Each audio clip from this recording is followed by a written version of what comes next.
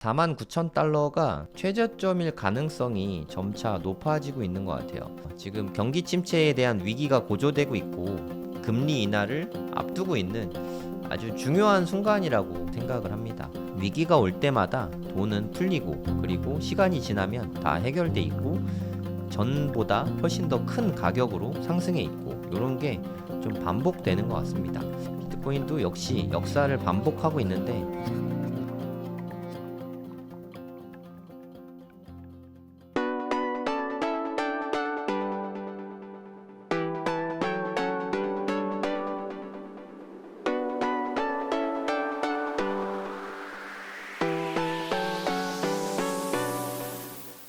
네, 안녕하세요. 성정길입니다. 지금 시각은 8월 7일 수요일 오후 1시 34분입니다. 비트코인이 다시 좀 힘을 쓰고 있는 모습이죠. 네, 완전히 폭락했다가 지금 조금씩 반등이 나오고 있는 모습입니다. 되게 멀게만 느껴졌었는데 비트는 그래도 김치 프리미엄이 방어를 많이 해줘서 7,210만 원까지 빠졌었거든요. 지금은 많이 회복을 해서 한 8,150만 원까지 회복을 현재 한 상태입니다. 뭐 분위기는 나쁘지 않다고 생각합니다. 바이낸스 차트로 보도록 할게요. 바이낸스 차트로 봐도 뭐 비슷하죠. 물론 김프가 껴있지 않아서 약간은 다르긴 한데 거의 비슷한 움직임이라고 보시면 되고요. 여기가 그러니까 49,000달러가 최저점일 가능성이 점차 높아지고 있는 것 같아요. 갑자기 무엇도 큰 게 터져가지고 여기를 갱신할 수도 있긴 한데 갱신을 해도 여기보다 더 많이 빠질 것 같진 않습니다. 뭐 솔직히 말씀드려서 이미 한 번에 좀 많이 빠졌잖아요. 7만 달러 하던 게 지금 한 5만 달러 밑으로 4만 9천 달러까지 빠진 거잖아요. 네, 엄청나게 빠졌기 때문에 30% 빠졌죠. 한 일주일 만에 7일 만에 30%가 한 번에 빠졌으니까 이미 좀 맞을 거는 다 맞은 상태인 것 같아요. 크게 빠진다고 해도 요 정도 근처를 더 많이 크게 벗어나진 않을 것 같아요. 뭐 어떤 분 보니까 뭐 3만 달러 간다 뭐 이런 말씀도 하시는데 물론 가능성이 0%는 아닙니다. 하지만 제가 봤을 때 1% 미만이라고 생각해요. 거의 가능성이 희박하고 이럴 가능성은 뭐 저는 배제하고 투자합니다. 뭐 가능성이 없진 않은데 솔직히 뭐 코스피가 1000포인트 다시 갈 수도 있는 거죠. 뭐 안 간다는 보장은 없잖아요. 하지만 이걸 염두에 두고 우리가 투자를 하진 않죠. 그래서 비트코인은 최저점을 한 49,000 정도에 놓고 투자를 하는 게 맞다고 보고요. 현재는 한 57,000달러까지 올라와 있습니다. 오늘 좀 반등이 계속 좀 있습니다. 57,000달러를 좀 깨고 올라가려는 움직임이 좀 보여요. 일단 여기를 좀 넘어서야 돼요. 여기가 되게 매물대가 많은 구간이거든요. 한 59K에서 61K. 여기를 얼마나 잘 넘어서냐가 문제인데 제 생각에 뭐 쉽사리 금방 뭐 하루 이틀 내에 막 넘어설 것 같진 않고요. 네, 빠르면 8월 내에 넘어설 것 같고 여기가 제일 힘든 매물대거든요. 여기 지나가면 나머지 뭐 7만 달러는 이것보다는 오히려 덜 어려울 수도 있을 것 같습니다. 조금 더 긴 시계열로 볼게요. 1월 달에 ETF 승인되고 나서 그 다음에 급등하고 여기 매물대에 되게 오랫동안 머물러 있었는데 지난번 하락할 때 마운트곡스 사태 나고 그랬을 때 요 매물대까지는 빠질 수 있다 이런 의견들이 되게 많았죠. 그때는 이게 틀렸었는데 지금으로 보면 네, 맞는 얘기죠. 그때는 여기까지 한 53K까지 빠졌었잖아요. 지금은 이번에는 좀 크게 빠졌습니다. 네, 여기 하단부 한 49K까지 빠지게 됐죠. 뭐 사실 되게 좋은 시그널은 아니에요. 여러모로. 요때가 이란하고 이스라엘 분쟁 났을 때 이때 한 56K까지 빠졌었고요. 요때는 53K, 이때는 49K. 계속해서 저점이 낮아지고 있는 그런 모습을 보이고 있죠. 이거는 뭐 되게 안 좋은 시그널이긴 하거든요. 네, 좋을 게 하나도 없죠. 저점이 계속 낮아지고 고점도 계속 낮아지고 있어요. 같이. 이때는 73K, 이때는 72K, 이때는 70K. 계속 고점도 73, 72, 70. 뭐 요때는 한 70, 요런 식으로 계속해서 낮아지고 있거든요. 고점도 낮아지고 저점도 낮아지고 상당히 안 좋은 시그널인 거는 맞는 것 같아요. 반감기가 이쯤에 있었거든요. 한 4월 20일쯤에. 요쯤에 반감기가 있었고, 지금은 한 4개월 정도, 3개월 반? 네, 4개월이 좀 안 되는데, 하여튼 한 3, 4개월 정도 지나간 상태입니다. 일반적으로 한 3개월에서 6개월 정도는 반감기 지나고 횡보하는 거는 뭐 특별한 건 아니거든요. 사실 횡보할 수 있고 지금 아직은 그 구간인 것 같습니다. 개인적으로는 이때를 되게 좀 불리시하게 봤었거든요. 이때 좀 조정을 좀 받겠지만 이때 좀 큰 폭으로 상승하는 걸 기대했었는데 네, 이거는 완전히 틀렸습니다. 여기서 저점을 갱신할 정도로 아주 공포스럽게 빠지고 지금은 일부 반등하고 있는 모습입니다. 그러면 여기는 어찌됐든 요 밴드를 살짝 벗어나긴 했지만 다시 밴드 안에 들어왔으니까 이제는 또 다시 시간 조정의 범위로 들어왔죠. 이게 사실 되게 지치거든요.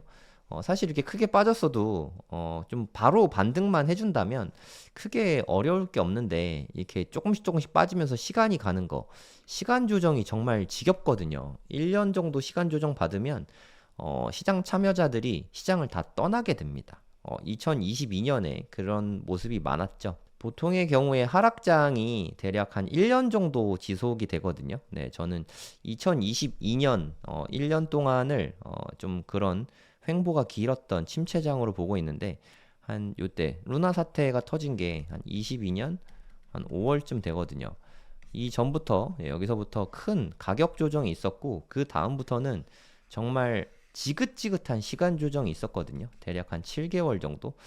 요때가 지나고 나서 네, 크게 분출이 있었죠.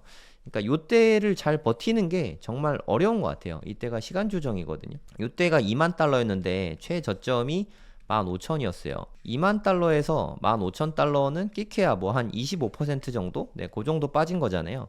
가격이 빠진 건 얼마 안 됐는데 이 기간이 사람들을 다 떠나게 만듭니다. 그래서 시장에 남아있던 사람들이 얼마 없죠. 하지만 이때 시간 조정 받아도 시장에 계속 남아있던 사람들은 돈을 벌었습니다. 네, 저도 그 중에 한 명이고, 운 좋게죠. 네, 누가 그런 얘기 하던데, 운 좋게 싸게 사서 그냥 가지고 있었을 뿐인데 돈 벌어서 좋겠다.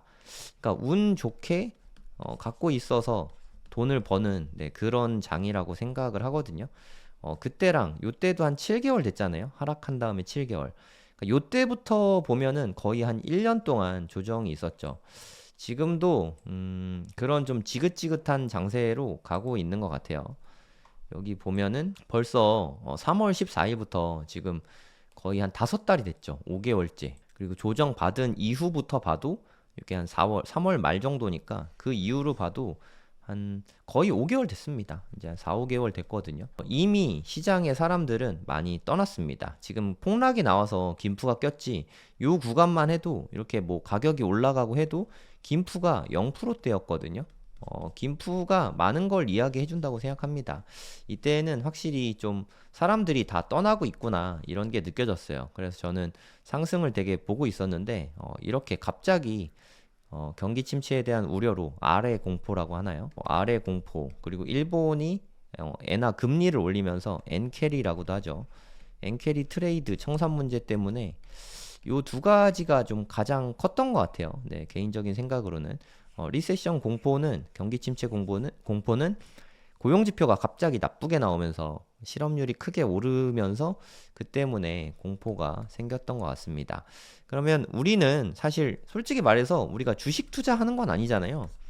주식하고 코인이 같은 방향으로 움직이긴 하지만 똑같이 움직이는 건 아니거든요.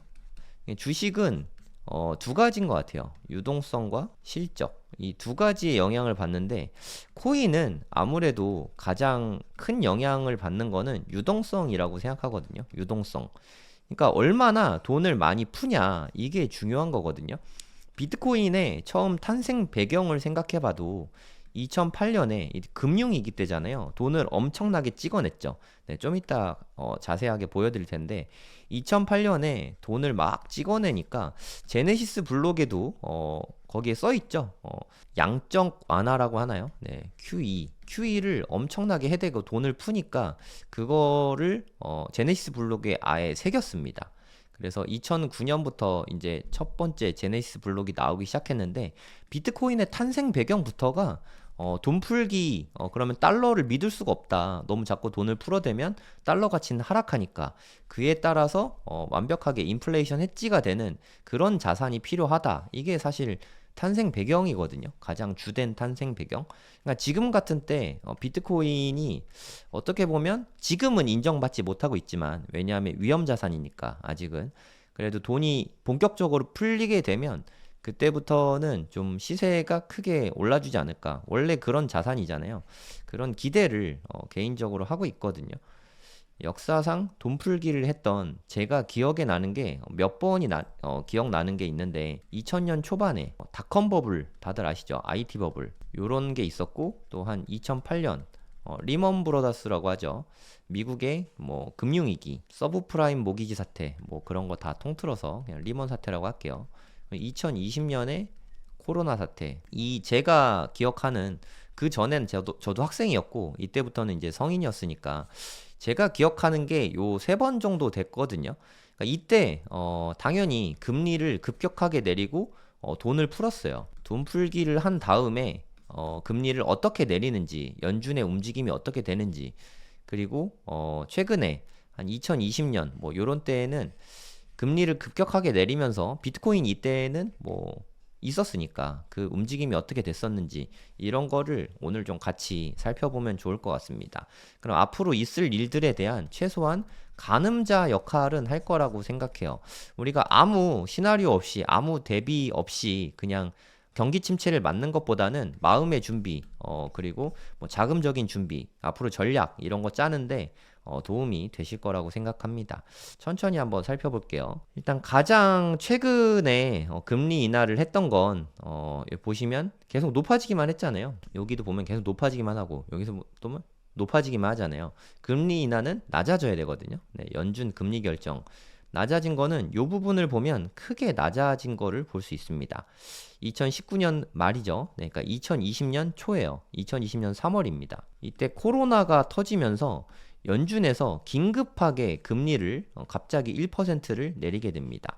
이 부분을 자세하게 차트로 보니까 잘 안 보이시잖아요. 표로 한번 보여드리도록 하겠습니다. 네, 금리가 한 19년쯤에는 그러니까 코로나 터지기 전에는 한 2.5? 요 정도 수준이었어요. 2.5% 정도 수준이었고 경기가 조금 안 좋아지는 느낌이 있어서 금리 인하를 하던 중이었거든요. 여기 보시면 25bp 내렸고 25bp, 25bp 여기서 또 25bp를 내리다가 갑자기 퀀텀 점프하는 그 구간이 보이실 거예요. 1.25%다가 갑자기 0.25% 1%를 내렸죠. 무려 금리를. 갑자기 4단계를 한 번에 내린 거거든요. 네, 3월 14일 날 금리 인하를 했는데 겨우 2주 만에 12일 만에 금리를 1%를 더 내린 겁니다. 3월 16일 좀 감이 오시지 않습니까? 3월 14일 날 코로나 때문에 폭락이 있었잖아요. 네, 우리나라 코스피도 장난 아니었고 미국 나스닥도 큰 폭으로 빠지게 됐었죠. 네, 요때 좀 보여드릴게요. 3월 14일. 2020년 2월 달만 해도 이렇게 계속 나스닥이 우상향하고 있었거든요. 그러다가 갑자기 어느 순간 2월 20일부터 빠지기 시작했고 이 최저점이 3월 18일이죠. 네. 요때 보시면 와, 여기 뭐 잘 보이실지 모르겠는데 여기까지도 이미 많이 떨어진 상태였거든요. 그러다 잠깐 반등 주고 여기서부터 여기까지 빠지는 게 너무 가파르게 떨어졌죠. 네, 이때가 진짜 무서웠을 때거든요. 한 3월 14일, 3월 16일 뭐 요때가 2, 3일 만에 엄청나게 큰 폭의 하락이 있었습니다. 코로나 때는 얼마 안 돼서 다들 기억을 하실 테니까. 그래서 요때 빠진 게 2주일 만에 나스닥이 지수가 25%가 빠졌거든요. 네, 이때의 공포감은 네, 이루 말할 수가 없죠, 사실. 그러니까 처음 겪는 코로나였으니까 엄청나게 두려워서 요때 1%를 금리를 갑자기 1%를 인하를 했어요. 그러니까 요렇게 할 수 있었다는 거죠.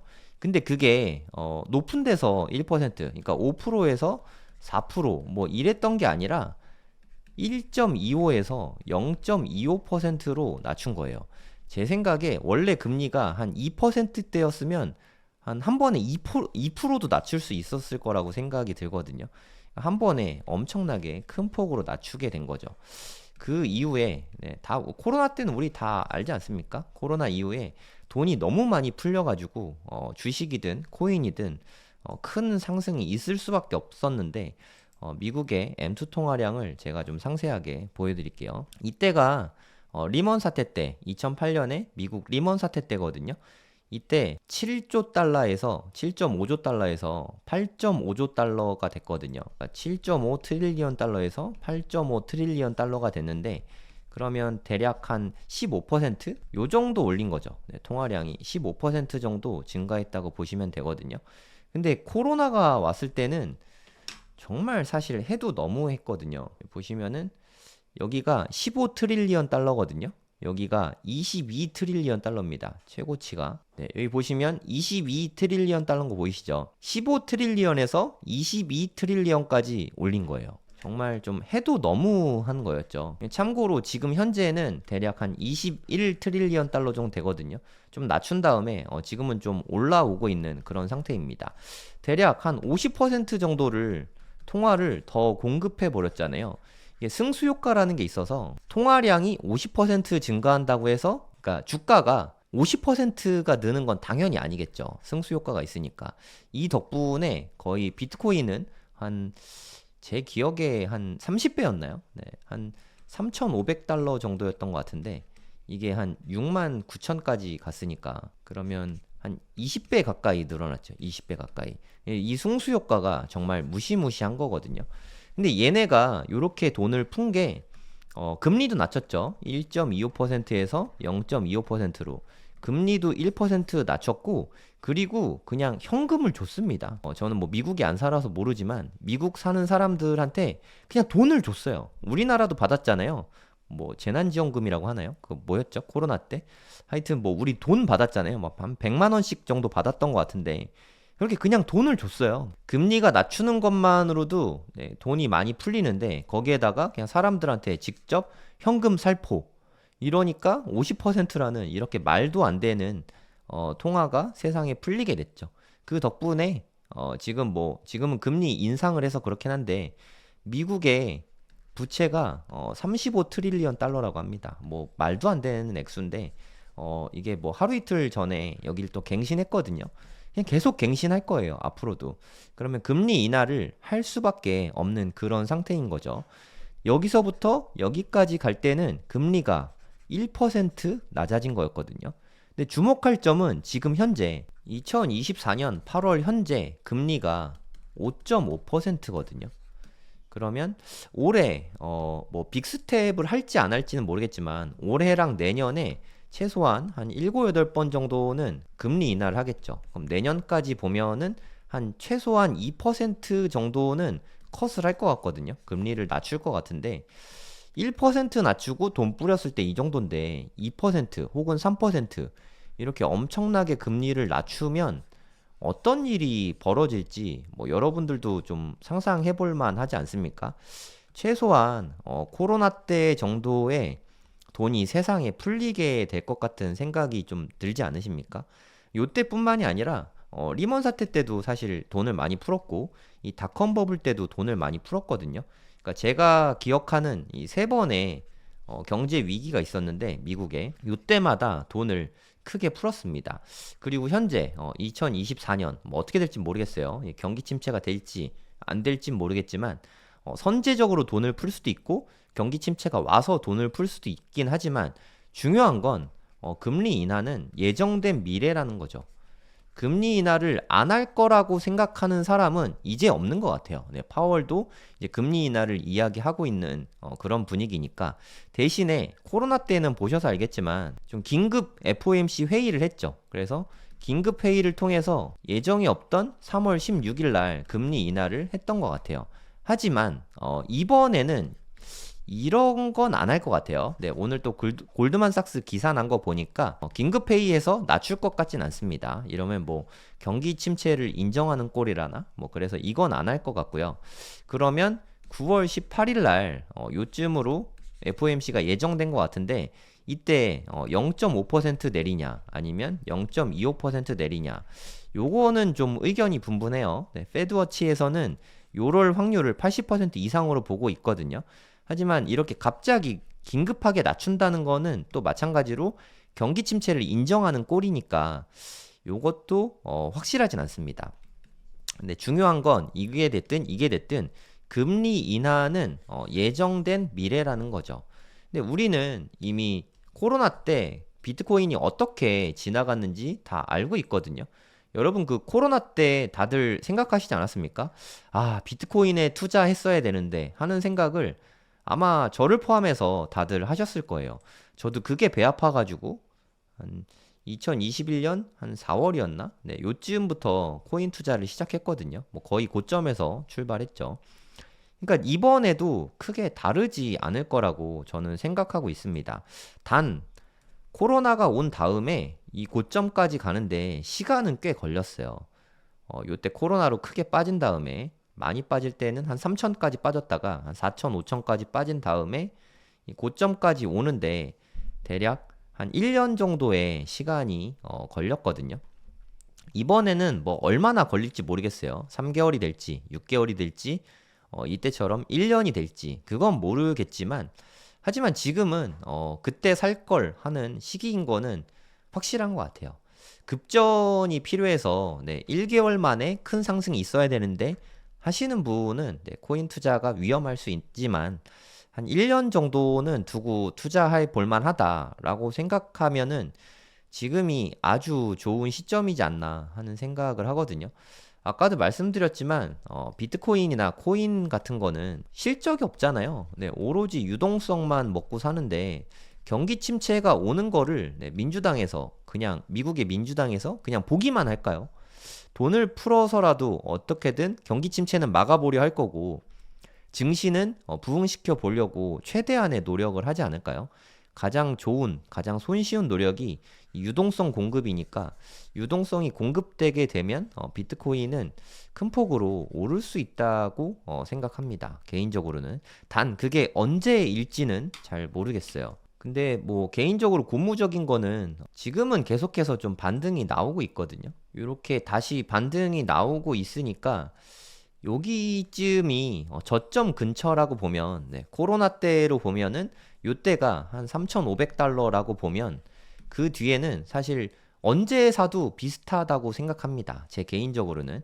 그러니까 지금 급하게 살 필요는 없다고 생각해요. 이미 샀다면 그냥 갖고 계시면 되고 요 가격에서 더 빠져봤자 한 10% 정도지 않나요? 한 15% 정도 되겠네요. 여기 다시 저점 갱신하려면은 한 15% 정도 빠지면 요 가격이 될 것 같고 그리고 한 10% 정도 올라가면은 우리가 생각하는 한 64,000 여기까지 다시 돌아올 수 있겠죠. 그럼 요 정도 밴드 범위 안에서는 저는 투자해 볼 만한 가치는 충분하다고 생각합니다. 근데 이게 뭐 빠르면 8월에도 오를 수 있죠. 네, 8월에도 뭐 8만 달러 갈 수도 있는 거죠. 9월에 갑자기 뭐 빅스텝 할 것 같다. 돈을 막 풀겠다. 이런 미 정부의 발표가 있다면 8월엔 아마 증시를 올려야 될 거거든요. 8월에 증시가 이렇게 박살난 채로 끝나면 민주당 집권은 사실상 뭐 어려워진다고 보기 때문에 8월에는 돈을 풀 거라고 개인적으로 생각하고 있습니다. 그렇다고 8월에 돈을 푼다고 해서 8월에 바로 비트코인이 급등하냐? 그것까지는 사실 잘 모르겠어요. 하지만 뭐 8월, 9월에 금리 인하하면 일시적으로는 큰 충격이 올 수 있어요. 네, 경기 침체를 인정하는 꼴이니까 경기 침체가 오는데 사람들이 불안을 느끼겠죠. 그리고 아직은 비트코인이 위험 자산이니까 가장 먼저 위기가 왔을 때 던지는 자산이죠. 그래서 이럴 때 좀 하락이 크게 나왔던 거고 한 번쯤은 더 크게 나올 수도 있죠. 하지만 요 정도 부근보다 크게 막 깨고 아까도 말씀드렸지만 30K 미만까지 떨어지지는 않을 것 같다는 거죠. 유동성 공급은 앞으로 좀 예정된 미래입니다. 돈 풀기가 예정된 미래를 앞두고 여기에서 이제 시장을 떠나는 거는 물론 개인 판단이긴 한데 여기서 떠나긴 너무 좀 아쉽지 않나요? 물론 요때 하락이 너무 커서 비트코인이 너무 스트레스 받는다 투자하는 게 지긋지긋하다 그래서 떠나는 거는 뭐 그거는 어쩔 수 없는 부분이라고 생각합니다. 사실 스트레스 안 받고 사는 것도 우리가 되게 중요하니까. 지금 이 시점에서는 좀 홀드하는 게 좋지 않나 하는 생각이 들어요. 그러니까 각오는 하셔야 돼요. 한 49,000 안팎까지는 한 번 더 빠질 수 있다. 요거에 대한 마음의 준비만 되어 있다면 지금 홀드하는 게 맞다고 생각하고요. 그리고 나는 이렇게 크게 빠질 수 있는 그게 너무 싫다. 그런 생각을 하시면 차라리 전고점 넘을 때 그때 사도 늦지 않다고 생각합니다. 전고점 넘으면 한 1억 초반 정도 될 거거든요. 그 대신에 요만큼의 상승은 포기해야 되죠. 네, 뭐 제 취향은 아니지만 저는 그렇게 투자 잘 못하고 저는 그냥 홀드할 뿐인데 뭐 그것도 하나의 방법이라고 생각합니다. 왜냐하면 정말 이대로 약세장으로 끝날 수 있잖아요. 그러면 요때 전에는 안 들어갔으니까 최소한 잃을 건 없는 거죠. 네, 이게 차라리 맘 편한 투자가 될 수도 있는 것 같아요. 뭐 아니면 강한국 작가님처럼 121선 위로 올라가면 다시 매수하고 뭐 이런 것도 전략이 될 수 있죠. 전략은 미리 짜고 그때가 되면 기계적으로 생각한 대로 행동하는 게 중요한 것 같습니다. 하여튼 계속해서 돈은 찍어낼 수밖에 없죠. 2004년, 지금 20년 전이거든요. 20년 전에 이게 6트릴리언 달러였어요. 근데 요때 최고치는 22트릴리언 달러잖아요. 요때를 보면은 와, 이게 거의 한 300% 정도 올라간 거거든요. 승수효과 때문에 만약에 이때 비트코인이 있었다면 저는 정말 100배 이상은 올라갔을 거라고 생각합니다. 물론 더 크게 오르긴 했지만 지금 같은 시세라고 해도 통화 공급을 이만큼 해주면 그 영향만으로도 충분히 100배 이상 오를 거라고 생각해요. 여러분들은 미국이 현재 정부가 지고 있는 부채가 35조 달러거든요. 이거를 어떻게 해결을 할 수 있을까요? 네, 저는 정말 모르겠어요. 이게 해결이 가능한지도 모르겠습니다.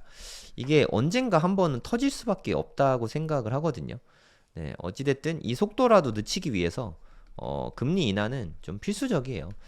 제 생각에는 최소한 2%대까지는 빠질 거라고 생각하거든요. 네, 2, 3년 안에. 그리고 좀 뭐 진짜 큰 경제 위기가 닥치면 다시 또 0%대가 될 수 있다고 보고 있거든요. 그 다음에 또 인플레가 치솟겠죠. 그럼 또 경제가 또 위태로워질 거고. 근데 계속 이렇게 좀 아슬아슬하게 갈 것 같아요. 그게 어떤 결과를 낳게 될지, 그건 너무 먼 미래의 일이니까 우리가 거기까지는 잘 모르겠지만, 빠른 앞당긴, 바로 뭐 얼마 안 되는 미래, 가까운 미래에는 이게 좀 예정된 미래이지 않습니까? 금리 인하.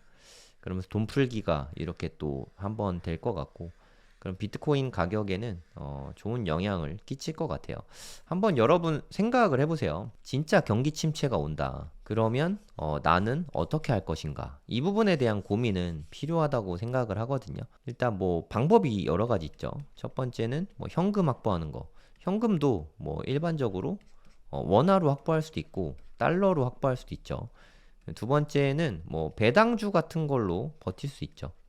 현금 흐름이 나오니까. 뭐 세 번째는 아니면 뭐 자산들을 그냥 갖고 있을 수 있죠. 뭐 부동산 같은 거, 뭐 금도 될 수 있고, 그냥 주식 같은 게 될 수도 있고, 요런 게 다 뭐 방법이 될 수 있죠. 저도 그렇게 생각하긴 하는데, 제 생각에는 비트코인을 일부 갖고 있는 것도 나쁘지 않다고 생각해요. 물론 경기 침체가 오면 한번 크게 빠지긴 하겠지만 우린 이미 코로나 때 학습을 했잖아요.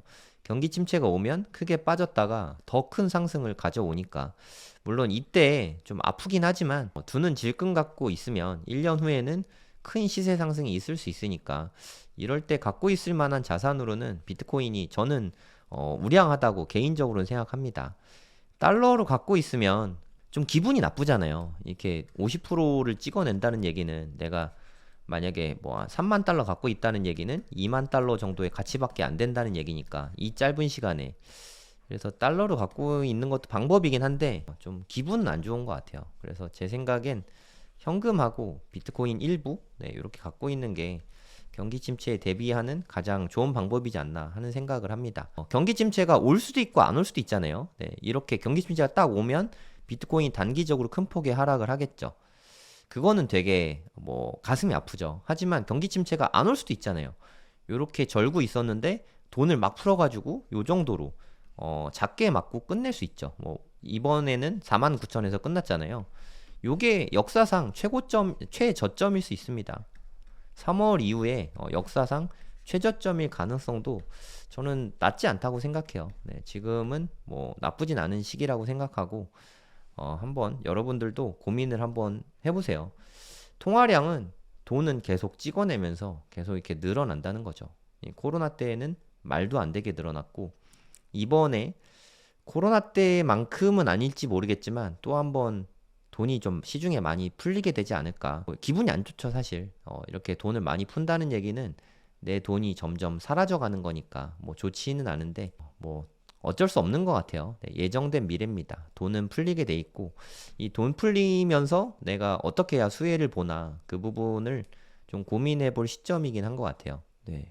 과거에 금리 인하한 걸 봐도 이때 코로나 때는 뭐 2.5%에서 19년도에 2.5%에서 1.25까지 내려갔다가 0.25까지 이렇게 내려갔죠. 그러니까 위기에는 0.25까지 많이 낮추거든요. 네, 지금 높이가 높잖아요. 요때 이후로 최고 높인 것 같은데, 요때도 이렇게 안 높은 것 같은데요. 네, 이때도 5%였거든요. 그러니까 지금 정도의 금리 높이는요, 2000년대 초반입니다. 지금 20년 만에 최고 높이의 금리를 보이고 있는 거예요. 이때도 닷컴 버블 때도 정말 금리를 급격하게 낮추는 게 보이시죠? 닷컴 버블이 사실 금융위기보다 제가 봤을 땐 더 무서웠어요. 이 닷컴 버블 때 애플 주가를 회복하는 게 거의 뭐 한 십몇 년 걸렸거든요.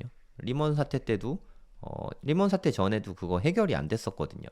닷컴 버블이 진짜 무서웠었는데, 와, 지금 뭐 AI 버블로 나중에 남을 수도 있죠. 뭐 그거는 나중에 지나봐야 아니까 AI가 진짜 버블인지 아닌지 뭐 그것까지는 제가 잘 모르겠습니다. 닷컴 버블도 역시 이때만 해도 다 이렇게 쟁쟁했던 기업들이거든요. 뭐 아마존이라던가 뭐 구글이라던가 애플이라던가 되게 쟁쟁했던 기업들인데 얘네들이 사실 버블이었다는 게 밝혀지고 큰 폭으로 빠졌죠. 물론 지금은 네, 엄청나게 다시 상승했지만 AI 관련 주식들 무슨 뭐 MS라던가 엔비디아라던가 얘네들이 지금은 버블로 나중에 역사의 기록이 될 수도 있죠. 근데 뭐 실적이 나오고 있긴 한 것 같은데 뭐 거기까진 제가 잘 모르겠습니다만 역사는 반복되잖아요. 위기가 올 때마다 돈은 풀리고 그리고 시간이 지나면 다 해결돼 있고 전보다 훨씬 더 큰 가격으로 상승해 있고 요런 게 좀 반복되는 것 같습니다.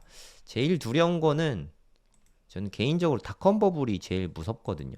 요때가 닷컴 버블이거든요. 진짜 무지막지하게 이렇게 올랐죠. 무지막지하게 오른 다음에 요 가격이 다시 회복되는 데까지는 정말 대단히 오랜 시간이 걸렸습니다. 보시면 알겠지만 거의 6개, 870주니까 한 16년이 걸렸거든요. 되게 긴 시간 동안 나스닥도 침체에 빠져 있었어요. 사실 우리가 뭐 박스피라고 코스피 되게 많이 조롱하잖아요. 네, 이때는 나스닥도 사실 뭐 어떻게 보면 마찬가지였어요.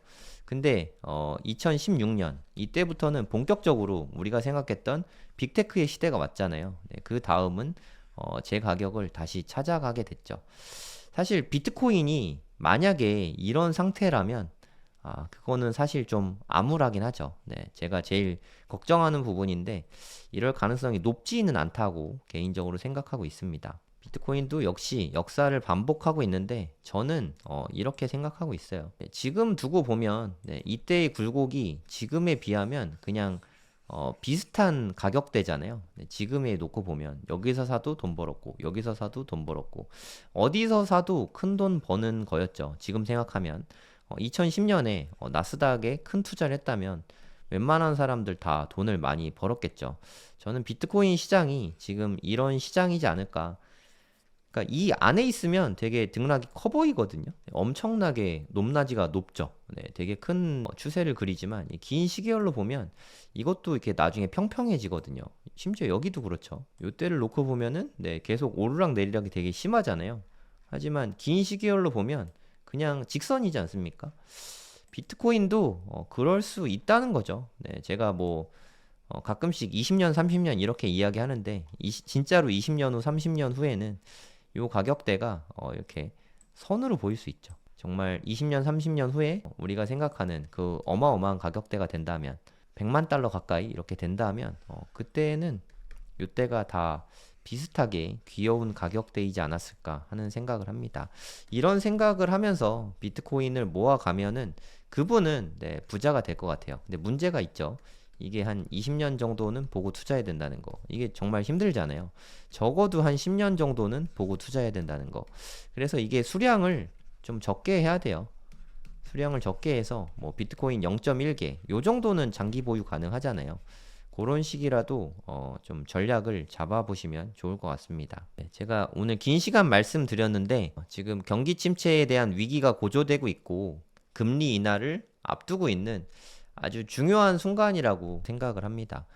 이렇게 밋밋하게 큰 폭으로 갈 수는 없어요, 사실. 물론 그러면 좋긴 하지만 큰 상승이 나오기 위해서는 네, 한번 이렇게 스프링처럼 꾹 누르는 게 필요하거든요. 이 정도면은 네, 충분히 한번 꾹 눌렀지 않나 하는 생각이 들거든요. 한번 좀 튀어 오를 수 있지 않을까. 네, 이렇게 생각이 됩니다. 한 올해 말 내년 초 정도면 꽤 튀어 오른 것 같고 그리고 지금 만약에 조정이 좀 더 길어지면 불장도 조금 더 길어질 수 있을 것 같아요. 내년 저는 한 상반기까지만 보고 있었는데 내년 하반기까지도 불장이 갈 수 있겠죠. 2025년부터 새로운 대통령이 임기를 시작하는데 임기를 시작하자마자 큰 폭의 하락이 있다. 사실 저는 이거를 생각하기는 좀 어렵거든요. 네, 일단 새 대통령의 임기 초반까지는 그래도 좀 잘 지지를 해주지 않을까 뭐 그렇게 생각하고 있습니다. 네, 그리고 뉴스들 좀 같이 살펴보도록 하겠습니다. 네, 요즘에 뭐 자산 시장이 다 안 좋죠. 네, 이게 비트코인 현물 ETF인데요. 블랙락은 그래도 마이너스를 내지는 않고 있어요. 아, 이게 진짜 대단한 것 같습니다. 딱 하루 마이너스였거든요, 블랙락은. 이틀 연속 0의 행진을 이어가긴 하는데, 뭐, 다른 데 마이너스 나는 거를 생각하면은 좀 그래도 나름 선방하고 있다고 생각해요. 피델리티만 해도 마이너스 내고 있고, 아크는 계속해서 유출이 나오고 있거든요. 비트코인 자금이 다른 데는 다 빠지고 있는데, 블랙락은 최소한 빠지지는 않고 있습니다. 그래서 한 1억 달러 수준의 유출이 나오고 있죠. 근데 이렇게 유출이 나오고 있는데도 비트코인이 계속 반등을 하고 있거든요. 그저께 저녁부터 오르기 시작해서 지금까지 계속 올라서 49,000달러던 게 이제 57,000달러까지 올라온 거죠. 7천만 원 초반에서 8천만 원 초반까지 올라온 거죠. 네, 이것만 해도 저는 비트코인의 힘이 정말 대단하다고 생각합니다. 미국 증시 자금 도움 없이도 이만큼 올라왔으니까요. 그리고 블랙락에서 비트코인 쪽에는 현금 흐름이 아예 안 들어왔지만 이더리움은 와, 현금 흐름 되게 많이 들어왔죠. 블랙락에서 무려 1억 990만 달러가 들어왔습니다. 1억 달러 넘게 순유입이 있었어요. 이거 이더리움이거든요. 이더리움에는 큰 폭으로 자금이 계속 좀 들어오고 있는 중입니다.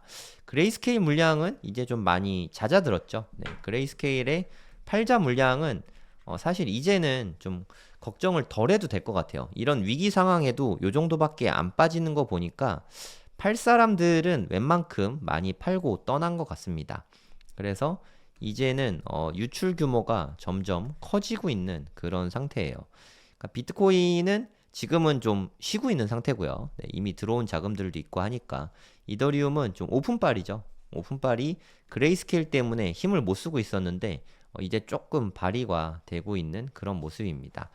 요즘에 사실 솔라나가 분위기가 가장 좋아요. 이 세 개의 차트를 한번 다 비교를 해보시면 될 텐데 이게 비트코인이거든요. 네, 한번 좀 크게 빠졌다가 지금 좀 반등했죠.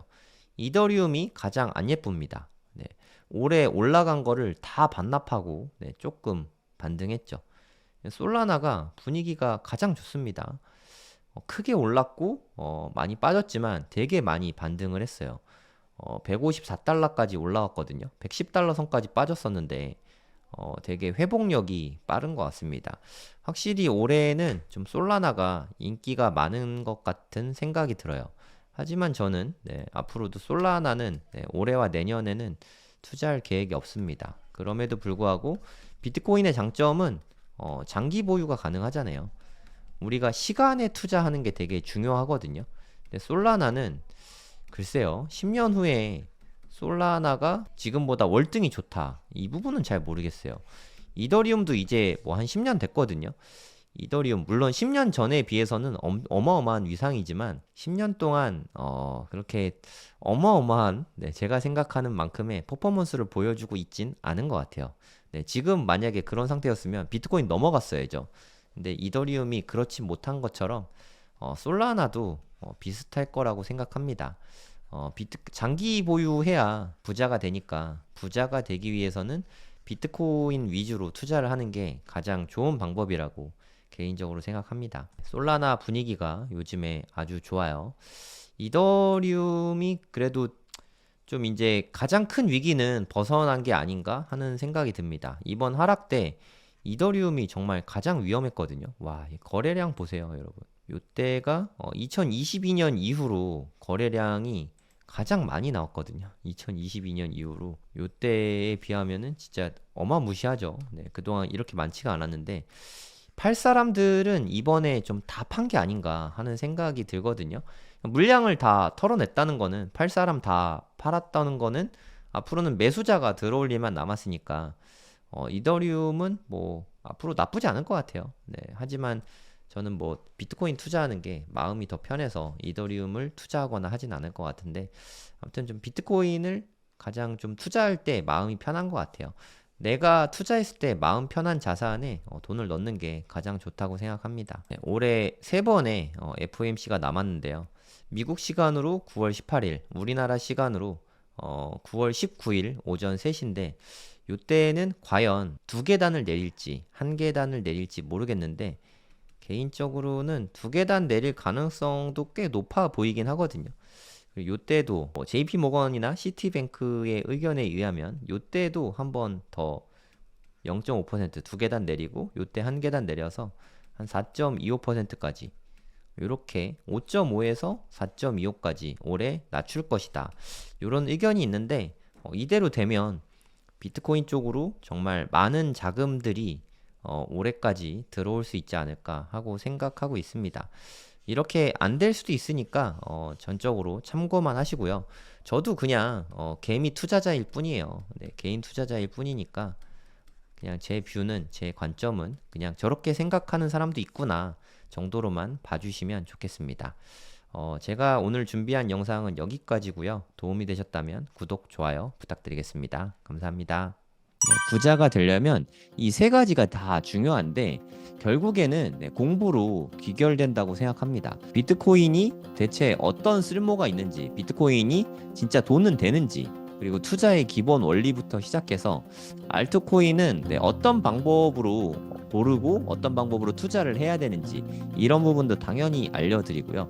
차트 공부도 저는 코인 공부에 있어서 핵심 중에 하나라고 생각해요. 기본적으로 꼭 해야 되는 거라고 생각하고요. 언제 들어갈지 아니면 뭐 언제 수익 실현할지 이런 거를 지표를 따져보는 거죠. 그리고 선물 투자가 코인에는 가능하거든요. 안전하게 욕심부리지 말고 잘 쓰면 자산을 증식시키기에 좋은 수단 중에 하나지만 레버리지를 좀 쓸 수 있으니까. 하지만 과도한 레버리지를 쓰고 잦은 거래를 하면 순식간에 불이 날 수 있다. 그래서 기왕 할 거라면 좀 잘 배우고 판단을 해볼 수 있죠. 앞으로 있을 5년이 우리 인생에 아주 좋은 기회가 될 수 있을 거라는 생각이 들어서 제가 가이드 해드린 대로 5년 동안 그렇게 투자를 하시면 앞으로의 인생에 큰 기회를 잡을 수 있지 않을까, 저는 그렇게 보고 있습니다. 제가 생각하기에 대한민국에서 이렇게 하나하나 알려주는 강의는 아마 아예 없을 거예요. 저도 그런 강의를 원했었는데 제가 2021년부터 코인 투자를 처음 시작했는데 저는 이렇게 알려주는 사람도 없고 강의도 없어서 삽질도 되게 많이 하고 손해도 사실 좀 많이 보고 했는데 제가 겪은 시행착오와 그때 답답함을 제가 누구보다 잘 알기 때문에 누구나 이해할 수 있게 쉽게 다 알려드릴 겁니다. 처음부터 기초부터 차근차근 공부하실 분은 코인생기초 10기에서 함께 공부하시면 좋을 것 같습니다.